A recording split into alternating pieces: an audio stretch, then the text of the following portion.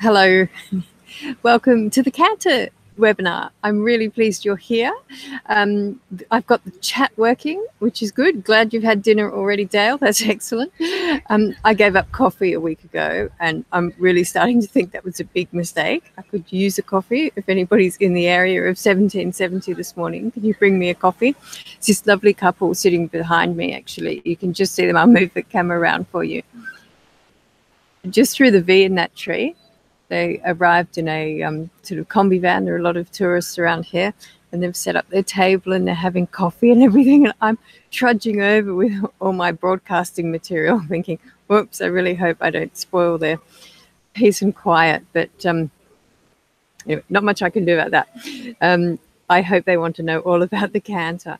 So let's just get started. I think the first thing to remember, whatever it is we're teaching or whatever it is we're trying to improve or retrain, the first thing to remember is to start with relaxation. And I know, you think about the canter and you think, oh, well, I need a much more energetic horse. I need a more emotional horse for the canter. It's all very well to start with relaxation, but if my horse is asleep, then it's not going to canter. So, I need to raise the emotional level. Yes, you need to raise the emotional level, but you also need your horse to be relaxed. And training is all about that. It's all about playing with that emotional level and getting your horse engaged with learning.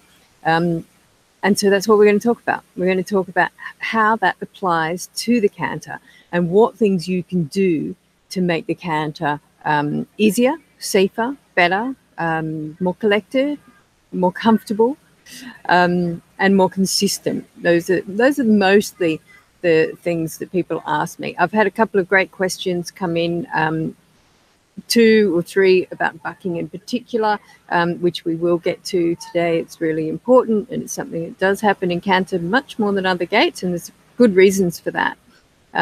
But hopefully by the time we get there, you're going to have a really good idea of how to avoid that situation in the first place. So the first thing I want to talk about is the prerequisites. Whenever I put something out like flying changes, for example, so I've got a video on flying changes for you. Everybody wants to do that. And everyone thinks, oh, yeah, I want to teach flying changes. That's great. But quite often they don't have the prerequisites to teach that. Now, you can't teach flying changes unless your horse already knows how to control its hindquarters independently. Okay, so we need to know what the horse needs to know first before we can really work on the canter. And for the canter, there are some things that the horse really needs to know first. And they start with give to the bit. Now, the beauty of give to the bit is that it also gets us that relaxation. So if your horse learns give to the bit, what happens is your horse then understands simple pressure release. That makes sense to the horse. You pick up pressure on the bridle, the horse gives to that pressure, you release the pressure. And what the horse learns from that is self-carriage. So give to the bit gets the horse into that lovely, soft, round frame where it lifts its back up, can elevate its shoulders, and therefore get its hindquarter underneath it. And you can hear all these things are coming to get the canter. Huh? Elevate the shoulders, drop the hindquarters underneath the horse, and then the horse can actually canter. So give to the bit is a really important place to start, mostly for relaxation and getting your horse into that engagement zone bubble. The next thing is you do need shoulder elevation. So shoulder control, where you teach the horse reverse arc. So what happens with that lesson is that, let's say your horse is traveling around to the left, and it's bent to the left, not very much, just a little bit bent to the left. What we're going to do is teach the horse from the rein to step its left front in front of its right front. So it's going to do this. Now, in order to do that, it has to elevate its shoulders, has to lift up its shoulder, because otherwise it's just going to hit that. So it's actually lift and put its foot in front of the other foot, which is the opposite, falling in or dropping the shoulder. So you need that shoulder control so you can get the elevation of the shoulder. So that's really important. It's also great if you have the time and inclination, and many people don't, because many people get to shoulder control and they sort of stop there. They think that's great, because it's so much better than what they had before. But really, I encourage you to go all the way and do the hindquarter control. Now, the beauty of the hindquarter control in fixing your canter is that the canter originates from the hindquarter.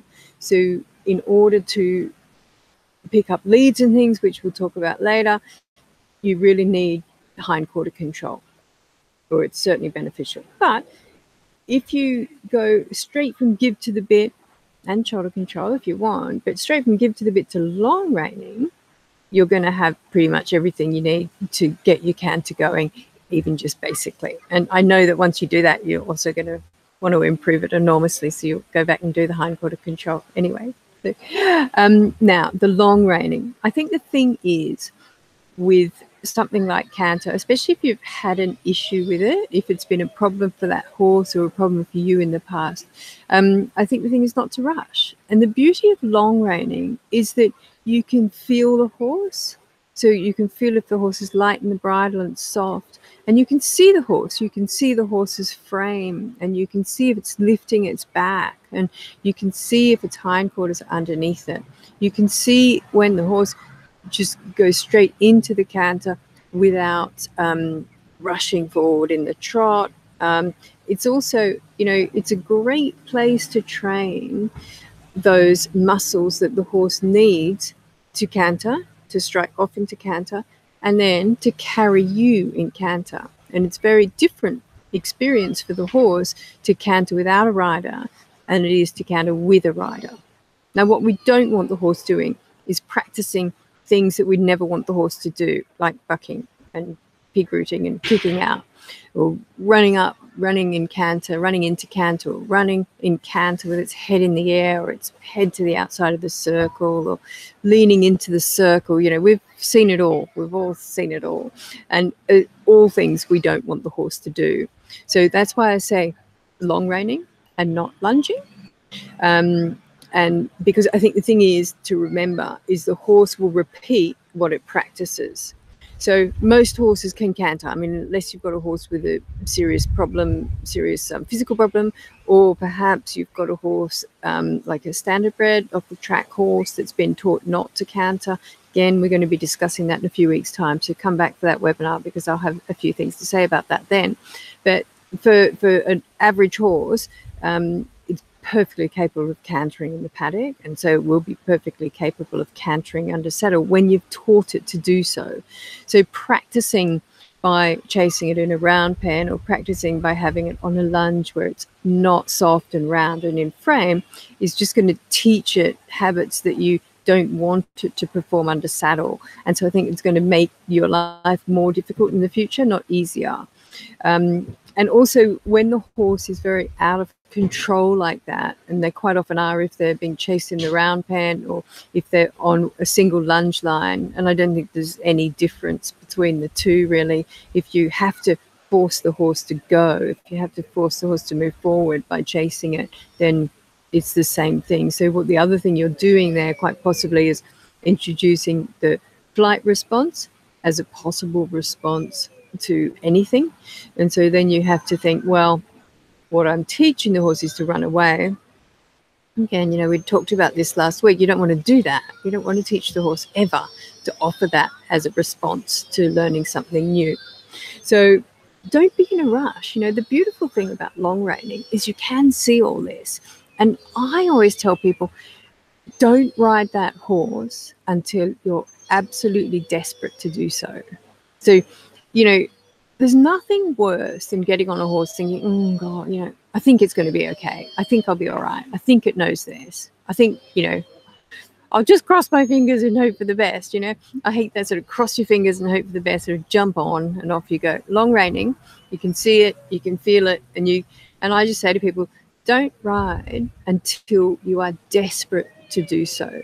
Because honestly, you will know. You will look at that horse when you're long riding and you say, oh my God, I can ride that. I want to ride that, which is a much better thing as well. To look at it and say, I can ride it. You might do that if you had to. If you wait a couple more sessions, you're going to say, oh, I really want to ride that. And that's when you should be getting on. That's when your horse is ready as well. So the next thing to come to then is self-carriage. Self-carriage, yeah. Wow. It's very misunderstood, self-carriage. A lot of people think self-carriage and they think about the dressage horse in this perfect frame and blah, blah, blah. And quite often, more often than not, those horses are being held in that frame, not only with hands, but also with legs wrapped around their bellies. And it's not self-carriage at all. It's just the opposite of self-carriage. Self-carriage means maintaining gait, speed, tempo, rhythm, posture, head and neck position. Means maintaining all those things without being constantly cued to do so. So let's say you've asked your horse, let's say you're out in a hack and you've asked your horse to walk with its head low, straight forward, you're following a road, and that's all you've asked your horse to do. If you don't have to touch the reins and you don't have to cue your horse, like touch it with your legs or cue it with your voice or do anything, if the horse just continues to walk down that road in that straight line with its head low, nose out, that horse is in self-carriage because it's continuing to do what you've asked it to do. Now, the opposite of that, and if anyone's ever ridden a horse, and I bet you have, one or two of you anyway, ridden a horse that you need to kick every stride, the old school horse, the pony that, you have to keep kicking every stride of trot. It's a kick, kick, kick, kick, or cluck at them the whole time. It's exhausting. It's awful. It's awful for the horse. It's awful for the rider. And, it's the horse next time you come out, it just isn't going to want to do it. And if it, otherwise it's just going to sort of shut down. A lot of them shut down. That's what you get with a lot of bomb-proof horses. These are horses that have never been in self-carriage. And so what we're always trying to do with training is get the horse into self-carriage. Now, they're not going to get in self-carriage and stay there forever. It is something we always are working on. But it means things like, let's say you're just working in your arena and you want to do a nice trot circle, nice 20-meter trot circle. Once you put your horse onto that circle, in that particular gait, in that particular rhythm, with that tempo, the horse should maintain that. And anytime you pick up pressure on the bridle or put pressure on with your legs, you're correcting that horse and putting it back into self-carriage. So it's very important that we have self-carriage before we get the canter or before we ask for the canter. Because if we don't have self-carriage in trot, we're not going to have it in canter, and it's going to be much more difficult to get in canter. So if you feel that's a problem that you might have, if you feel that your horse isn't in self-carriage, then I think you should probably go back and address that. And I might actually do a webinar about self-carriage. I'm going to write that down because my memory is terrible. Because I think it'd be good to discuss at some stage just how it is we go about getting self-carriage, because it is rather misunderstood. But I think it's an important point before you ask your horse for canter. The next thing is to have a clear cue, and we have talked about this a bit before. The thing about the canter cue is that quite often people don't really have one, a verbal cue, I mean. And don't tell me, I know you ride dressage, and because you're a dressage rider, you can't actually give your horse verbal commands in the dressage test. But honestly, most of those judges are really quite old and deaf. I wouldn't fuss too much. And I think you can talk quietly to your horse, and I think horses have excellent hearing. And I always give a verbal cue first, if you can, because I think it's a much softer cue, much gentler cue, and it's where you want to start. You want to start with the lowest possible pressure cue that you can give, and that's the verbal cue. So the thing to do is to make sure that your verbal cue is really easily distinguishable from any other cues that you have. So think about what your verbal cue for canter is. Now, mine is a kiss sound. For walk, I have a cluck sound like that. And for trot, I have a double cluck or lots and lots of clucks, depending on whether the horse trots or not, like that, at least two. But I keep clucking until the horse trots. So that's my first cue that I use. So the canter, I kiss, and then I'll keep kissing until the horse canters. So I'll then give other aids. So if I'm on the ground long reining, I'll kiss, and then I'll lift the whip. I'm still kissing. I'll lift the whip, and then if the horse still doesn't canter, I'll flick the whip behind the horse. So they're my 3 cues, and I'll build on that. So when I'm in the saddle, my first cue will be a kiss. My second cue will be to move my leg. My outside leg back is my cue. It doesn't matter what your cue is, as long as you teach it to your horse. And then the third cue would be to touch with the outside leg. And I'd also have a dressage whip.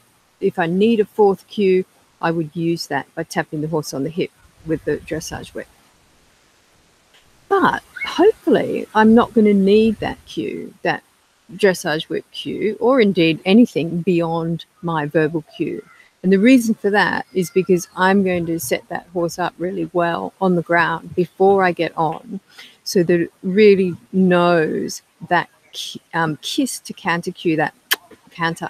And it works really well. It's such a different sound for the horse, at least for some people. Others use the kiss for other things, so you'll want to have a different cue. You know, some people say canter.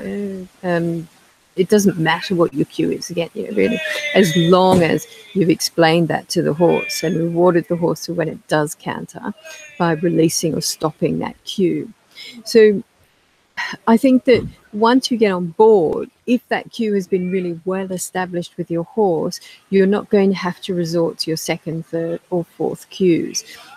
And you can establish that cue on the ground with long reining is the best way to establish it, because I'd just rather you were long reining than round penning, because round penning, you might, if you've got a horse that isn't very forward, you might end up chasing the horse even unintentionally, and so it's not really worth that risk. If you're long reining, at least then your horse is also building those top line muscles so that it can carry you. So you're getting a lot of other advantages with long reining than you would do if the horse was free. So I would encourage you to do that. But it's a great place to really get that canter kiss cue going, because you can safely on the ground there really show your horse by flicking the whip up and down that you mean business. You know, this, you heard that kiss, you missed the kiss, it means canter, you know. And the horses respond very well to that, because they don't want you flicking the whip around. They don't even want you raising the whip. They don't like the whip. So, you know, by spacing it, by giving them a second or two between cues, you really teach them how to respond to that first cue that you use, that first verbal cue. The next thing is balance. Now, a lot of horses simply haven't got the balance yet for the canter, and this can happen if you've got a young horse or an educationally young horse, and you're under saddle and you're trying to get the canter, and the horse is just finding the whole thing too difficult because it's carrying your weight, it's probably getting some confusing signals, and it simply hasn't developed the balance yet. Now, you can help the horse by working it in the round pen. That will help the horse, because the round pen is going to be smaller size, so the horse will learn in there to balance itself on a sort of 20 or 18 meter circle. It's a good place, but again, you've got those drawbacks of, you know, you might end up chasing the horse, and also the horse isn't working in frame. So while you're teaching one thing, you're not making the most of your time with the horse, because you could be teaching 5 things, which would be frame, softness, relaxation, elevation of the shoulders. You could be teaching all these things, but you're just doing canter. So I would suggest you spend your time long reining, even if you're long reining in the round pen, rather than just running the horse free. And the first thing you need before you do that, of course, is give to the bit, because you can't just say, oh, right, I'll just long rein the horse, because if the horse doesn't know give to the bit, you're not going to be successful with long reining. So the give to the bit will give you the relaxation, it'll give you the focus, and it'll give you that softness and that shoulder elevation, and the ability for the horse to actually get its hindquarter underneath it and pick up that canter lead.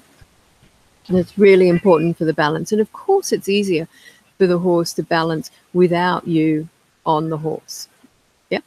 Not only, you know, are you an extra weight, you're probably not completely stable yourself, And you might well be giving the horse other cues, even if you don't mean to. I mean, we do have amazing muscle memory. And when I tell people, you know, certainly with the hindquarter work, and I get people when they first ride the hindquarter work, I say, no, don't touch the horse with your leg. You know, what I want you to do is I want you to get travers, or haunches in, off the rein. And they go, oh, I know, I'm not touching the horse with my leg. I'm not. And of course they are. I was riding my horse last weekend in a clinic, and I was talking about that. I was talking about how horses prefer rein aids to leg aids. And so I was showing how you can disengage the hindquarter with the rein. And the horse was disengaging the hindquarter. It was all pretty easy. And I put my leg on, do the same thing, and this tail just started swishing like this. It was a beautiful example. Okay, the next problem people have is leads and picking up leads. So I think that what I would first do with a horse, especially a horse, you know, I've had somebody say that their horse only has trouble picking up the right lead. It picks up the left lead perfectly, but can't pick up the right lead. And she was doing this under saddle. So I would find out, first of all, just free, running in the paddock or running in the round pen, how your horse picks up the different leads. You know, does it really tend to pick up one over the other? And especially horses that are older, that haven't been worked. I mean, horses really don't care what lead they're on. They just go from A to B in canter when they're in a hurry. So they're going to be right or left legged, you know, and it matters a lot to us, but it doesn't matter a hoot to them. So what we need to see is what their natural tendency is. So if they're naturally happier on their left lead, then, you know, we just know then we're going to have to do more work and probably more strengthening work with that horse on the right lead. So you can find that out watching the horse in the paddock, or, you know, in the round pen, for example. If you have a big enough round pen, if you've got a very small round pen, it's going to give you an untrue story, because we'll talk about that in a minute. The thing about, as we mentioned early on, the thing about the canter is that it starts from the hindquarters, not from the shoulders. So you see a lot of people sort of bending their horse left and then asking it to canter, and the horse picks up the right lead. I mean, the incorrect lead being the right lead. And this is a really, really common problem. Now, what's happening here, what's going wrong, is that the horse, when you move the horse's head to the left, the hindquarters go to the right. So if this is the horse, we're going to move its head left, and I'm not going to even try and do this from your perspective, so I'll get confused enough. This is my left. If we move my left, the hindquarters go to my right. And that happens when you're riding the horse as well.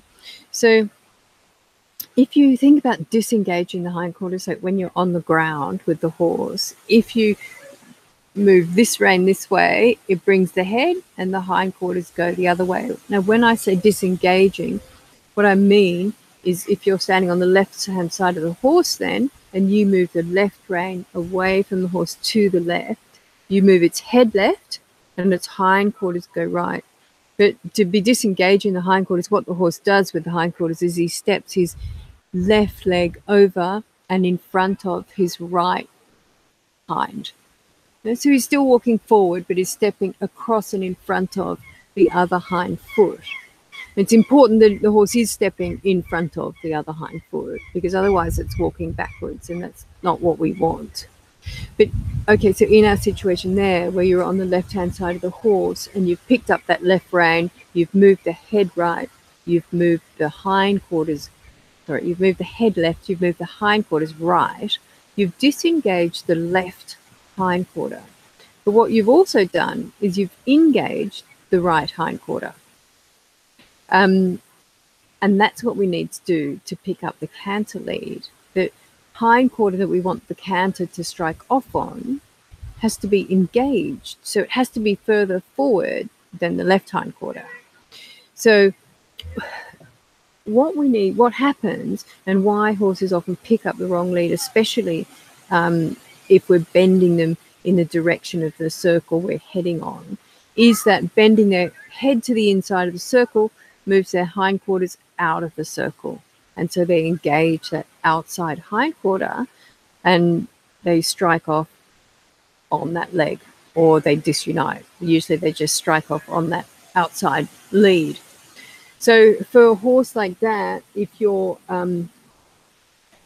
not yet under saddle, we do the same thing under saddle anyway. But if you're still on the long reins, you can bend the horse a little bit to the outside of the circle and then ask for canter.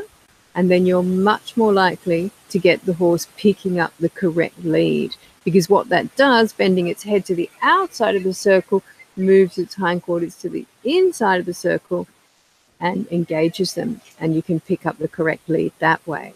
So it's a really good thought if you're having trouble with one lead in particular, especially if your horse always has found one lead in particular difficult. Bend it to the outside and just ask again and see if that helps you.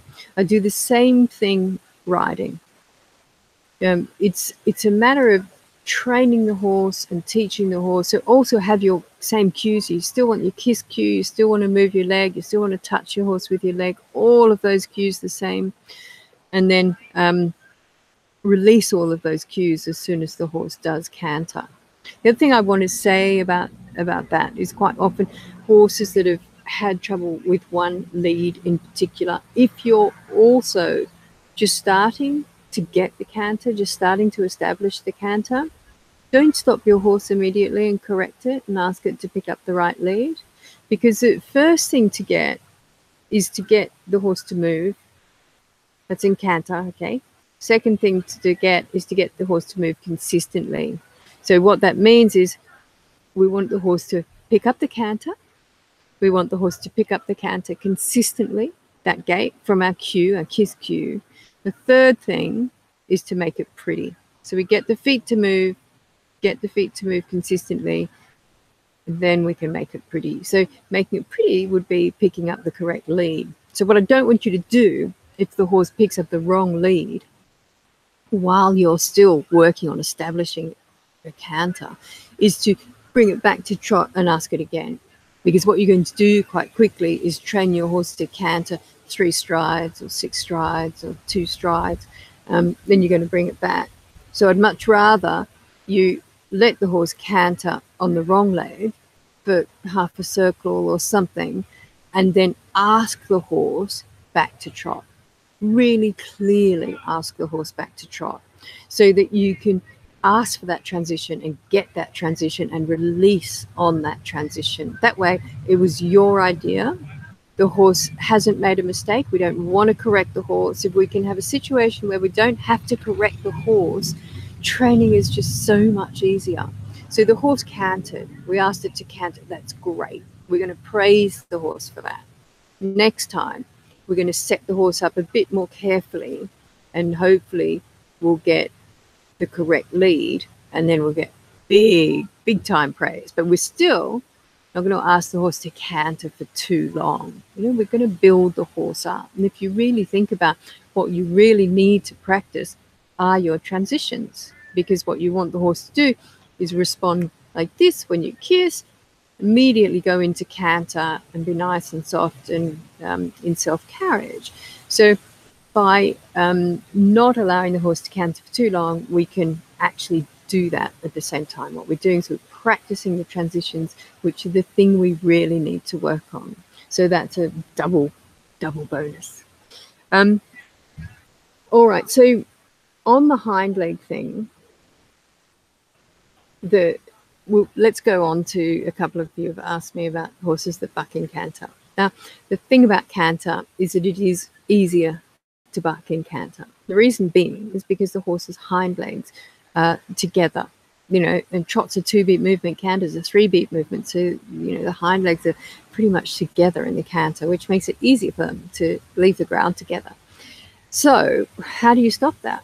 Well, this has probably become a learned habit that, the horse is habitually pig rooting or kicking out in the canter. It is probably also a result of too much leg from the rider. Now, if it's a habit, so the horse is just remembering it from the past, I canter and, therefore I buck, That's probably unlikely that is all that's going on, because bucking is a very energy expensive behavior. You're right. It takes a lot of effort to buck.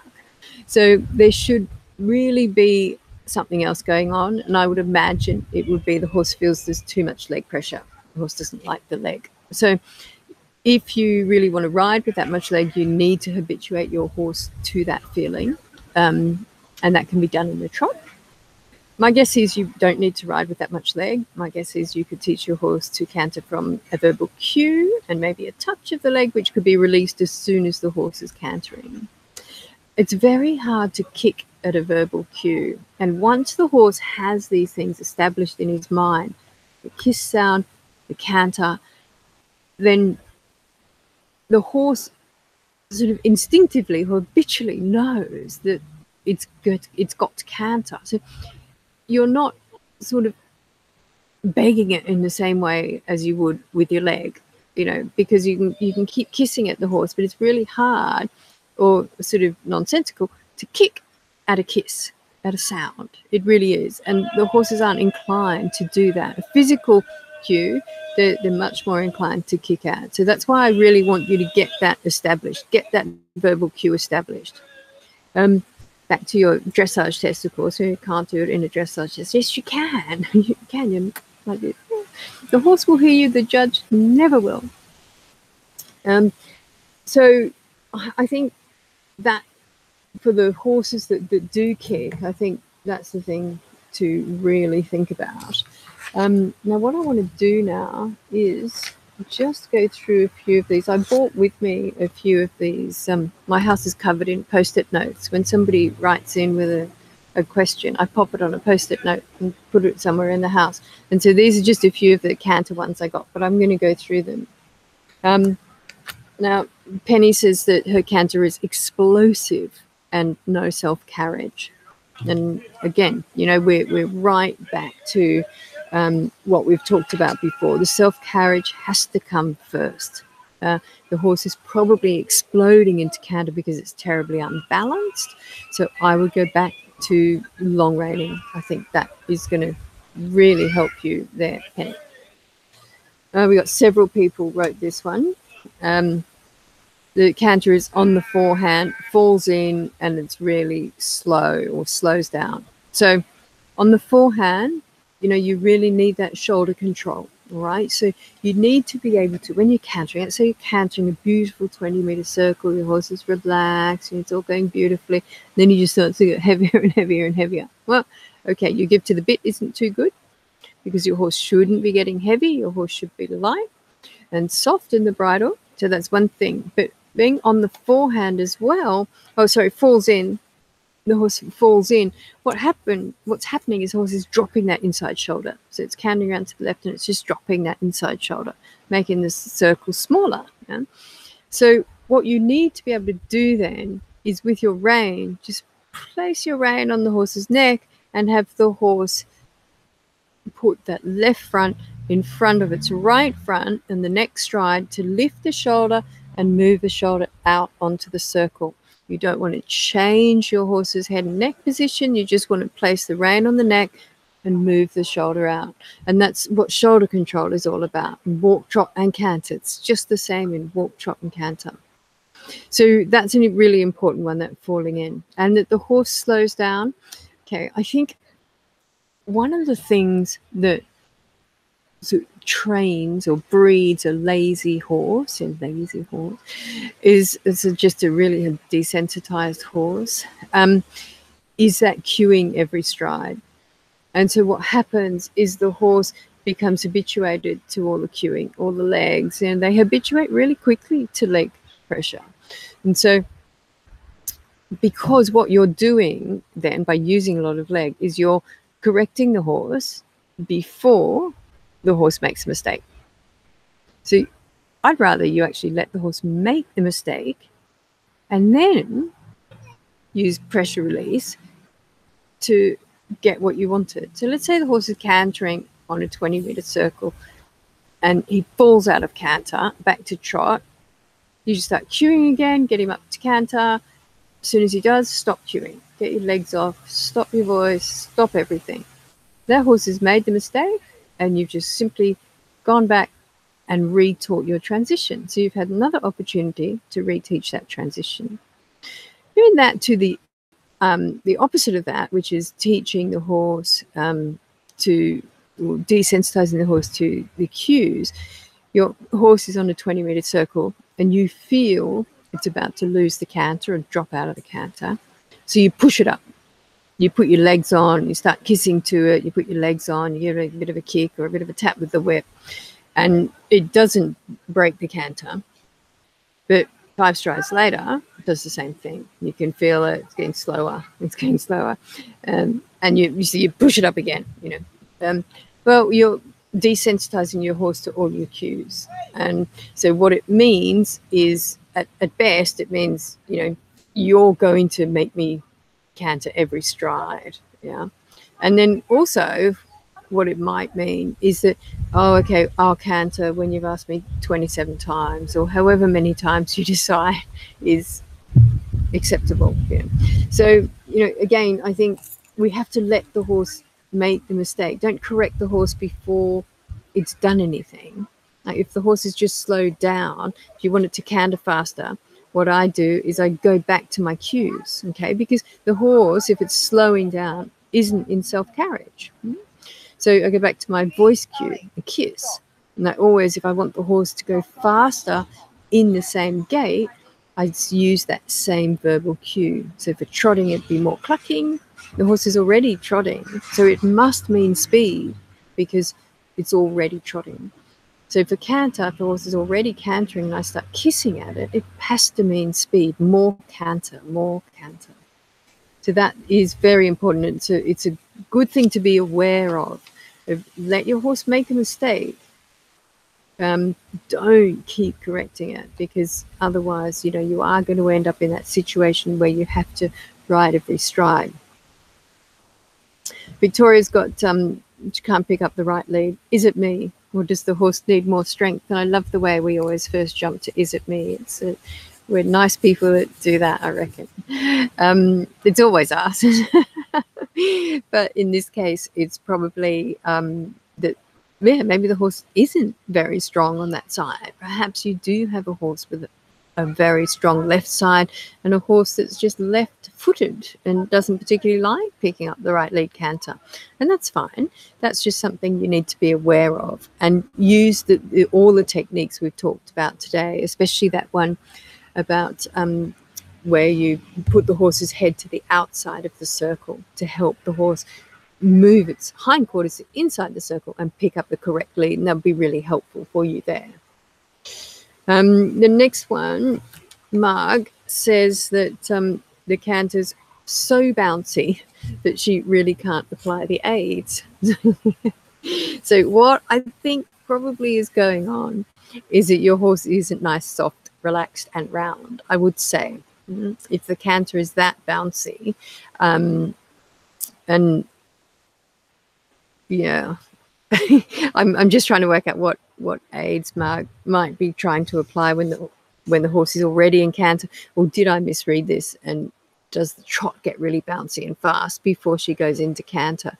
So whichever way it is, I think we've pretty much covered that today. So horses that have a really fast trot before they get into canter, they haven't got that canter cue. So go back to the ground, back to the long lines, get that kiss to canter cue, and you'll be that'll be fine. The horse won't do that very fast trot again. And it is very hard to sit that very fast trot. It's really not nice. And horses that come out of canter into that very fast trot as well is really not nice. So self-carriage is what we need to fix that problem. Maggie says that her horse is throwing in the newly taught flying changes. And you know what, Maggie? Yes. Yeah. I think it comes back to that's what horses do. They develop this shopping list of possible responses to every new thing. And I think it probably shows that you've done a beautiful job of rewarding the horse for the flying changes and really good pressure release. Because if your horse is throwing these flying changes in as a response, then, you know, the horse obviously wants to perform that behavior. So good on you for teaching them so nicely. It's a sort of part of life, and it's a phase of the training. You know, we talk about training ups and downs and training learning curves. It's just a learning curve, and it will stop. It takes more energy to do a flying change than it does to canter in a straight line without changing. So I think that your horse will eventually learn that. Just don't reward them, and try not to give the horse a great pat and a scratch when it does a flying change, just because you're pleased it was a good change. Jean wants more sit in her canter pirouette. So yes, I mean, we're coming back to that, really having that independent control of the hindquarters, but to get the horse to be able to lower his hindquarters and sit on his hindquarters and elevate his shoulders.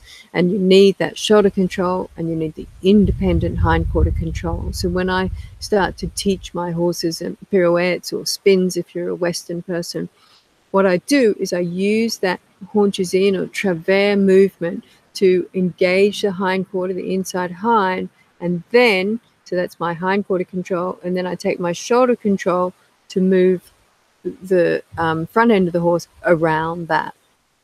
So you do need all of those elements to get your sit and your canter pirouette. And Susan just had, there wasn't really a question, Susan. Simple and flying changes was all she wanted to know about in the canter. And yeah, look, simple changes. And for those of you that aren't dressage, simple changes for dressage people are walk to canter. And again, this usually comes down to the cue, because a lot of people that say to me, oh, you know, I can't get my horse to do walk to canter. And you find out what their canter cue is, and it's clucking. And what's their trot cue? Clucking. It's not surprising. So if those people, and I've seen it happen countless times, those people teach that horse a kiss cue for canter, and they're off to the races. It's easy. They have their walk cue, they have their canter cue. As soon as the horse knows that, it's straight up into canter, and they don't look back. So it's a very simple fix.